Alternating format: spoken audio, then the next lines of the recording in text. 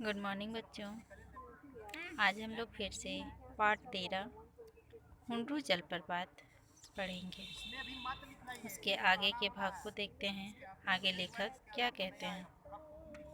आगे क्या है कि बड़े झरने के बगल में 1 इंच मोटी एक धारा ऊपर से नीचे धीरे धीरे पत्थरों पर से उतर रही है, जैसे महादेव जी पर कोई भक्त दूध चढ़ा रहा हो।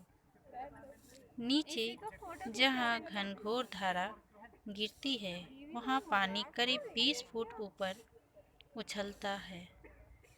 लगता है पत्थर को चीरकर आने वाले पानी का स्वागत करने और उसके कंठार पहनाने के लिए नीचे से पानी ऊपर दौड़ता है। मतलब ऐसा लगता है कि शिव जी को कोई भक्त दूध चढ़ा रहा है। कभी ऐसा प्रतीत होता है कि शिव जी के स्वागत करने के लिए कोई कंठार यानी माला लिए पानी जो है खड़ा है कि मैं उसे शिव जी को पहनाऊंगा। मेरे मित्र कहते हैं कि शिव जी की बारात शायद इसी राह से गुजरी थी। उसका स्वागत करने को पर्वत ने इस कुलापास का प्रबंध किया था। वही कुलापास शाश्वत होकर अभी भी झरझर कर रहा है। स्वयं झरने से भी ज़्यादा खूबसूरत मालूम होता है झरने के आगे की घाटी का दृश्य। यानी झरना तो खूबसूरत है ही, लेकिन उससे भी ज़्यादा खूबसूरत उसका घाटी है। पहाड़ों के बीच एक पतली सी नदी बहती जाती है, जैसे थर्मामीटर में एक पतला पारा हो। आगे भी एक पहाड़ मालूम होता है। ज्ञात होता है पहाड़ नदी को ललकार रहा है कि यहाँ से तुम किसी प्रकार पार होकर मेरे आगे जा सको तो जानो। यहाँ पर नदी यूँ दिखाई देती है जैसे नदी के इर्द गिर्द पत्थरों का अंबर लगाकर उस पर झाड़ी उगाई गई है। प्राकृतिक यह परमात्मा ने अपने हाथ से यह सब किया होगा, अन्यथा मनुष्य जाति में इतनी सामर्थ्य कहाँ। सैकड़ों वर्ष में भी मानव के प्रयत्नों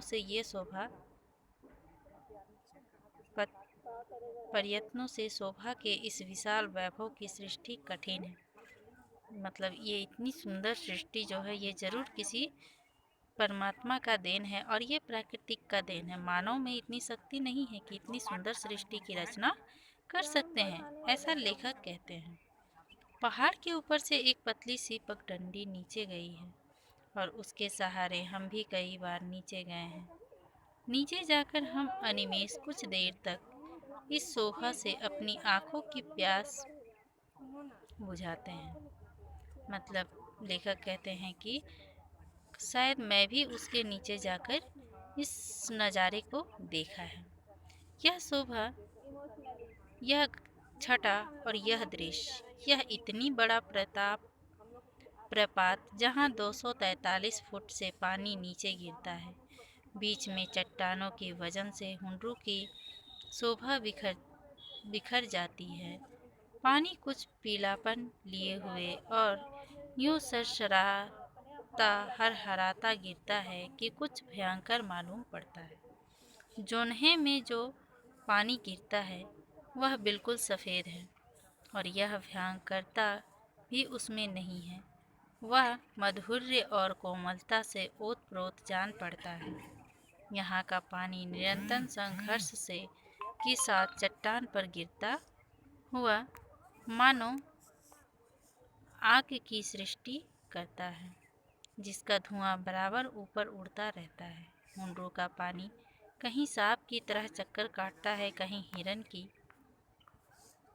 तरह छलांग भरता है और कहीं बाघ की तरह गरजता हुआ नीचे गिरता है।